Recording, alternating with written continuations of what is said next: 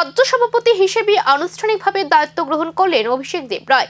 দায়িত্ব গ্রহণের পর প্রথম দিন থেকেই সংগঠনের কাজ শুরু করে দেন তিনি।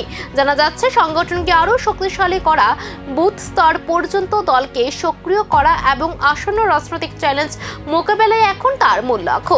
নতুন সভাপতির এই দ্রুত অ্যাকশনকে ঘিরে ইতিমধ্যে দলের অন্দরে শুরু হয়েছে নতুন আলোচনার পর্ব। তবে বড় প্রশ্ন, এই নতুন নেতৃত্বে বিজেপির সংগঠনে কি বড় পরিবর্তনের ইঙ্গিত লুকিয়ে আছে?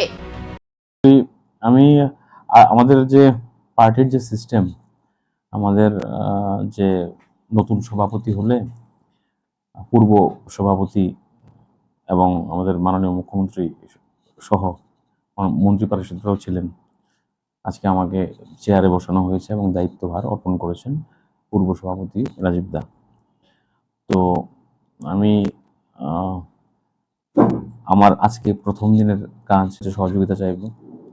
ভারতীয় জনতা পার্টির সমস্ত কার্যকর্তা যারা আছে তারা যেন পার্টি অন্তঃপ্রাণ হয়ে, আমাদের কাছে সময় কম, 2 বছর সময় আছে, 28 সালে নির্বাচনের অনেকগুলো নির্বাচন আছে, সবাই মিলে ঝাঁপিয়ে পড়তে হবে।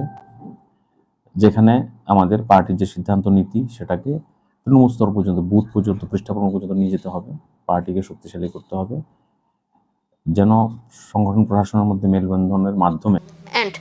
দায়িত্ব নিয়ে যখন একের পর এক সিদ্ধান্তের প্রস্তুতি শুরু করেছেন নতুন সভাপতি, তখন প্রশ্ন একটাই, এই নতুন অধ্যায় কি শুধু সংগঠনের রদবদল, নাকি আসন্ন রাজনৈতিক লড়াইয়ের জন্য বিজেপির বড় সড়ো কৌশলগত বার্তার সূচনা?